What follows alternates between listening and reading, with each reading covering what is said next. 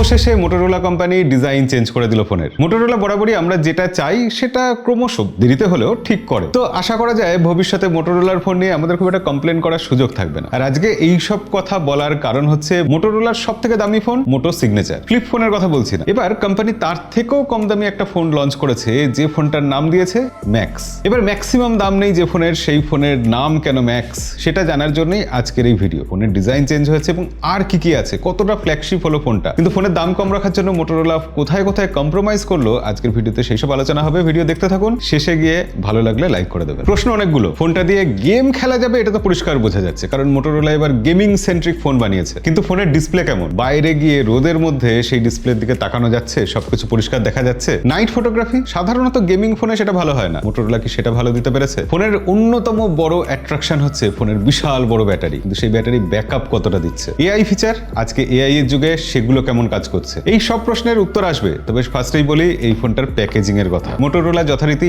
Environment friendly packaging এনেছে, এই জায়গাটা কিন্তু পাল্টায়নি। প্যাকেজিং চেঞ্জ হয়নি, সেই প্লাস্টিক ফ্রি। বক্সে মোবাইল ফোন ছাড়াও রয়েছে একটা charger, USB type C cable, SIM ejector pin আর কুইক স্টার্ট গাইড। কিন্তু এর সাথে মোটোরোলা একটা ওয়্যারলেস চার্জারও আমাকে পাঠিয়েছে। কেন পাঠিয়েছে সেটা বলছি, তার আগে বলি ফোনটা হাতে নিয়েই আমার প্রথমেই মনে হয়েছিল যে এটা প্রিমিয়াম ফ্ল্যাগশিপ ফোনই হবে। এয়ারক্রাফট গ্রেড অ্যালুমিনিয়াম দিয়ে তৈরি। এই যে এয়ারক্রাফট গ্রেড কথাটার মানে কি? মানে এই ধাতু দিয়ে যখন কোনো কিছু তৈরি হবে তখন সেটা হালকা হবে এবং তার সাথে সাথে একই সাথে শক্ত হবে। তো এই ফোনটাকে শক্তিশালী হতেই হতো, কারণ এটা গেমিং ফোন। আর গেমিং ফোনের ডিসপ্লেতে গরিলা গ্লাসের ভালো প্রোটেকশন থাকা দরকার। গরিলা গ্লাস 7i প্রোটেকশন আছে। অথচ খেয়াল করুন ফোনটা 8.29 মিলিমিটার পাতলা, অর্থাৎ খুব পাতলা নয়। তার কারণ এই ফোনে একটা বিশাল বড় ব্যাটারি রয়েছে। ওজনও কিন্তু তুলনামূলক বেশ ভালোই, 221 গ্রামের মতো ওজন। তবে মেটাল ফ্রেম হওয়া সত্ত্বেও এজ গুলো কিন্তু খুব প্রিসাইজলি কাটা, আঙুলে চাপ পড়ে না। সেই আইফোনে আঙুল কেটে যেত, সেই ব্যাপারটা এখানে নেই। এবং এই যে ডিজাইনটা, এই ডিজাইনটার মধ্যে একটা মজবুত রাগেড ফিল আছে। ব্যাক সাইডটা দেখে সেরকমই লাগছে, অর্থাৎ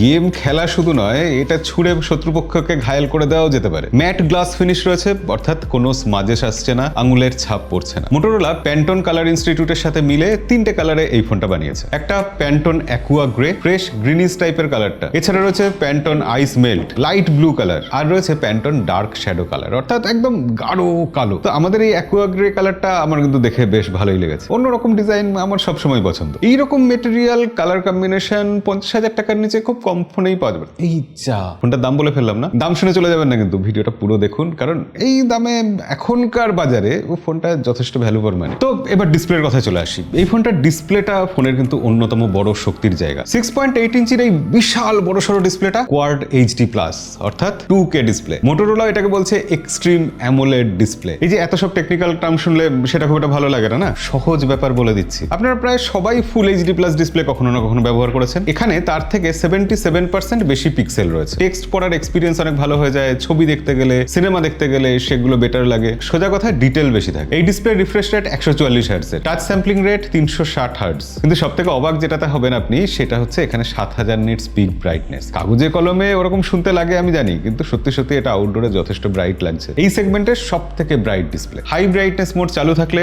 আউটডোরে ইউটিউব বা অন্যান্য ওয়েব স্ক্রলিং করতে কোথাও কোনো রকম সমস্যা হয় না। HDR10 প্লাসের সাপোর্ট রয়েছে, 100% DCI-P3 কালার গ্যামেট রয়েছে, 10 বিট কালার তো আছেই, এবং তার সাথে রয়েছে প্যান্টন ভ্যালিডেট কালার। এর বাইরেও প্যান্টন স্কিন টোন ভ্যালিডেশন রয়েছে, তাই রং আর গায়ের রং দুটোই ডিসপ্লেতে একদম ন্যাচারাল দেখায়। অলওয়েজ অন ডিসপ্লে আছে, সেখানে সময় তো দেখা যায়, তার সাথে সাথে নোটিফিকেশনও দেখা যায়। জলে ভিজে গেলে যাতে আমরা ব্যবহার করতে পারি তার জন্য water touch display technology use করা হয়েছে। DC dimming, SGS low blue light certification আছে। এছাড়া SGS কোম্পানি লো মোশন ব্লারের সার্টিফিকেটও দিয়ে দিয়েছে। মোদ্দা কথা হলো চোখের ওপর চাপ কমায়। এছাড়াও এখানে ডায়নামিক ভিডিও এনহ্যান্সমেন্ট রয়েছে, তার সাথে সাথে ডলবি ডিজিটালের সাপোর্ট। এই ডিসপ্লেতে ভিডিও দেখলে মনে হয় সত্যিই যেন মুভি হলে বসে আছে। এটা একটু বাড়িয়ে বললেও এক্সপিরিয়েন্স সত্যি খুবই ভালো। 50,000 টাকার নিচে এইরকম ডিসপ্লে খুব কম ফোনেই দেখা যায়। এবার ডিসপ্লে থেকে যদি আমরা ফোনের আরেকটু ভিতর দিকে যাই, আসল জিনিসটা নজর করি, অর্থাৎ পারফরমেন্স, যার জন্য এই ফোনটা তৈরি, সেখানে এটা আনম্যাচড। তার কারণ এখানে কোয়ালকম স্ন্যাপড্রাগন 8 Gen 5 প্রসেসর রয়েছে। কতটা পাওয়ারফুল প্রসেসর আশা করি আর বলতে হবে না। জিপিইউতে হার্ডওয়্যার অ্যাক্সিলারেটেড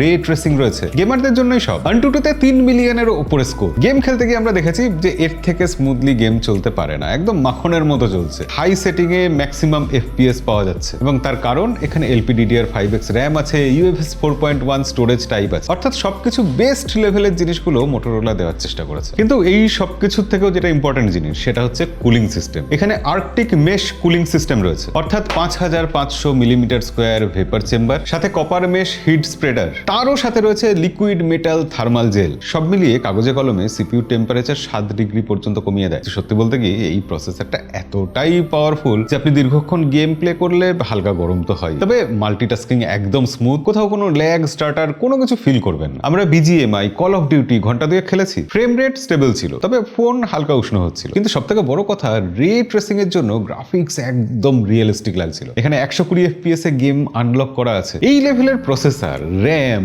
স্টোরেজ, কুলিং, এই যে কম্বিনেশনটা, এটা খুব কম ফোনেই পাওয়া যাবে 50,000 টাকার প্রাইস রেঞ্জে। কিন্তু এই ফোনটার সাথে সাথে এআই রেডি ফোনও। ভবিষ্যতের এআই ফিচারগুলো এখনই চলছে। তবে এআই এর প্রসঙ্গে যাওয়ার আগে আমি ব্যাটারির কথা বলতে চাই। 7100 mAh ব্যাটারি আছে। আপনারা এককালে কমপ্লেন করতেন না যে ফ্ল্যাগশিপ ফোনে কেন ছোট ব্যাটারি থাকে? দেখুন কত বড় বড় ব্যাটারি দিচ্ছে। সাথে 90 ওয়াটের টার্বো পাওয়ার চার্জার, 21 মিনিটে 50% এর মতো চার্জ হয়ে যায়। কিন্তু এই ব্যাটারিটা সিলিকন কার্বন ব্যাটারি, কিন্তু সেটা 8th জেনারেশন, অর্থাৎ প্রথম দিকে যেসব সমস্যা ছিল সিলিকন কার্বন ব্যাটারির যা কিছু প্রবলেম, সেগুলো কিন্তু এখন ফিক্স হয়ে গেছে। ডেনসিটি বেড়ে গেছে, যার ফলে অনেক কম জায়গাতে বেশি এনার্জি রাখা যাচ্ছে। কিন্তু অবাক করার বিষয় যে এই প্রাইস সেগমেন্টে প্রথমবার 25 ওয়াটের QI 2.2 ম্যাগনেটিক চার্জার এসেছে, ওয়্যারলেস চার্জার। চুম্বক দিয়ে লাগিয়ে দাও, সিকিউরলি চার্জ হবে, এবং খুব স্লো নয় কিন্তু, 40 মিনিটে 50% চার্জ হয়ে যাচ্ছে। এছাড়াও 5 ওয়াটের ওয়্যার্ড লিভার চার্জিং এর সাপোর্ট রয়েছে, মানে TWS স্মার্ট ওয়াচ এগুলো টুকটাক চার্জ দিয়ে নেওয়া যাবে। আর সে তো হবেই, 7100 mAh এর ব্যাটারি, মানে সেটা তো ছোটখাটো পাওয়ার ব্যাংকই। এবার এত কিছু শুনলে যেটা মনে হওয়া স্বাভাবিক যে ফোন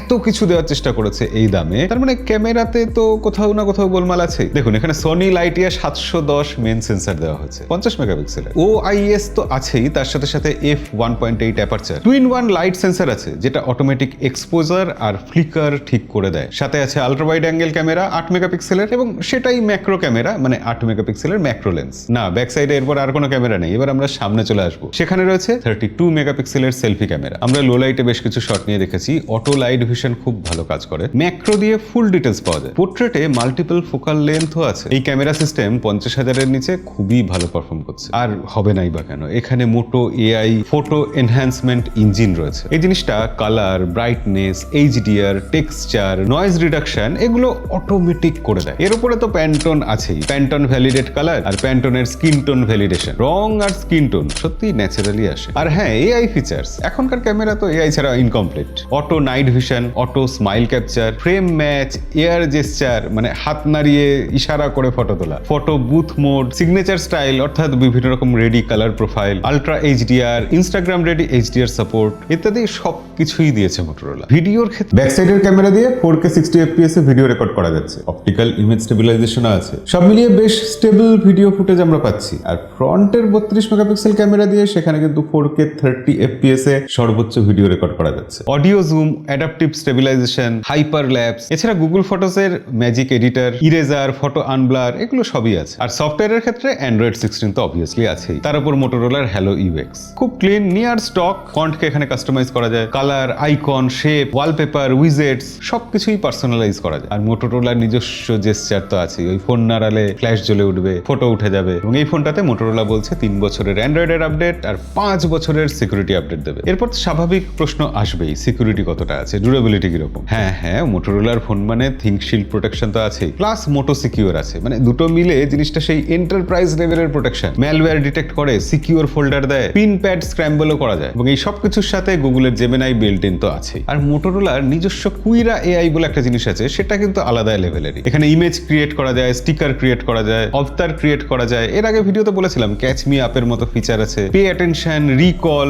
ইত্যাদি ইত্যাদি অনেক কিছু। এছাড়া এআই স্ক্রিন আর ক্যামেরার ব্যবহার তো বুঝে নাই। আর ডিউরেবিলিটির ক্ষেত্রে এখানে IP68, 69 এর রেটিং তো থাকতেই হতো, এটা তো অবভিয়াস। সাথে 810H মিলিটারি গ্রেড সার্টিফিকেশন। কিন্তু এই সব কিছুর পর যেটা বলতেই হয় যে এই ফোনের স্পিকার কোয়ালিটি, সাউন্ড নিঃসন্দেহে খুব ভালো, লাউড এবং ক্রিস্পি। ডুয়েল স্টিরিও স্পিকার আছে, ডলবি অ্যাটমসের সাপোর্ট আছে, এছাড়াও আছে হাই রেস ওয়্যারলেস অডিওর সাপোর্ট। দাঁড়ান, এখানেই শেষ না, এরও সাথে রয়েছে স্ন্যাপড্রাগন সাউন্ড। এবং যেহেতু মোটরোলা এই ফোনটাকে একটু ফ্ল্যাগশিপ লেভেলের ফোন বানানোর চেষ্টা করেছে, তাই Wi-Fi 7, ব্লুটুথ 6, eSIM এর সাপোর্ট, 17খানা 5G band, NFC, GPS, NavIC, Galileo, GLONASS, BeiDou এবং কুইজ, যেখানে যা কিছু ছিল সবকিছু এনে দিয়ে দিয়েছে। দেখুন, এবার মোটরোলা ফ্ল্যাগশিপ ফোন ইতিমধ্যেই বার করেছে, মোটো সিগনেচার। তারপরও এই ম্যাক্স ফোন বার করার কি দরকার পড়েছিল? আসলে এই ফোনের 2K display, 7000 nits brightness, 7100 mAh battery, 25 ওয়াটের QI 2.2 ওয়্যারলেস চার্জিং এর সাপোর্ট, এগুলো এই ফোনটাকে ইউনিক করেছে। হ্যাঁ, সিগনেচারের প্রসেসরে স্লিম ডিজাইন ছিল, কার্ভ ডিসপ্লে ছিল